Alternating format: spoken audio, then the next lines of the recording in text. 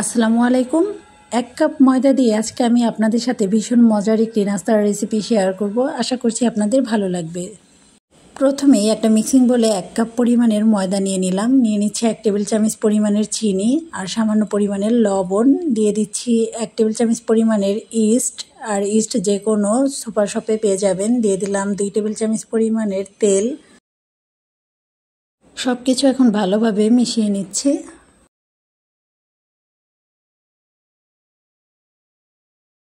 মিশিয়ে না হয়ে গেলে এখন কুসুম গরম পানি দিয়ে আমি একটা ডো মেখে নেব। অল্প অল্প করে পানি দিয়ে আমি ডোটা মেখে নিচ্ছি।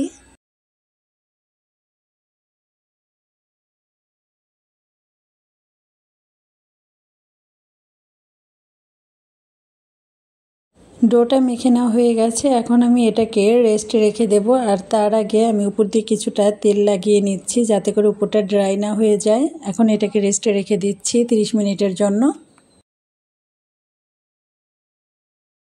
30 মিনিট পরে ডোটা ফুলে কিন্তু ডবল হয়ে গেছে। এবার আরও কিছুক্ষণ মথে নেব। যত বেশি ভালো করে মথে নেবেন ততই কিন্তু নাস্তাটা একদম সফট হবে।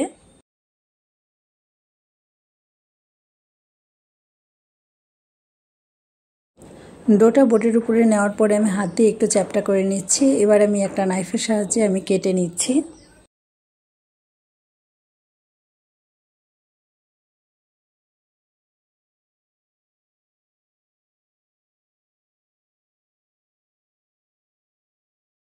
কেটে নেওয়া হয়ে গেছে, সবগুলো একটা সাইডে রেখে দিচ্ছি। আর একটা আমি নিয়ে নিচ্ছি। এখন আমি নাস্তাটা তৈরি করে দেখাবো আপনাদেরকে। তো প্রথমে আমি এরকম একটু লম্বা করে নিচ্ছি। এবার আমি ডিজাইনটা করে নেব। এই ডিজাইনটা করা খুবই সহজ, দেখে হয়তো বা বুঝতে পারছেন। তো এটা আসলে বলে বোঝানোর কিছু নাই, দেখেই বুঝে যাবেন। তো আমি এখন এটাকে ডিজাইন করার পরে আমি একটা টুথপিক দিয়ে আটকিয়ে দিচ্ছি যাতে করে ভাজার সময় খুলে না যায়।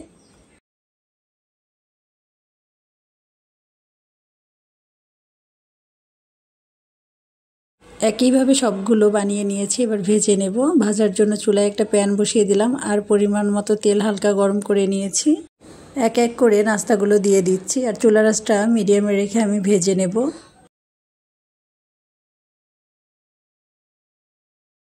কিছুক্ষণ ভেজে নেওয়ার পরে আমি এক পাশ উল্টিয়ে দিচ্ছি।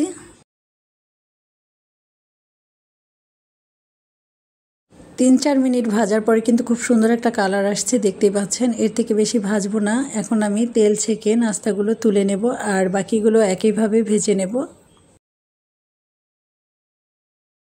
সবগুলো নাস্তা ভেজে নেওয়া হয়ে গেছে। আর এই নাস্তাগুলো অনেক বেশি সফট হয়, বাচ্চাদের টিফিনে কিংবা সকালের নাস্তায়ও দিতে পারেন, খেতে অনেক মজা হয়।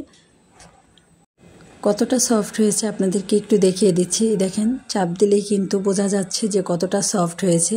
ভিতরটা একটু দেখিয়ে দিচ্ছি। আমরা সাধারণত পাউরুটি খাই, সেরকমই হয়। এটা যেহেতু ইস্টের তৈরি।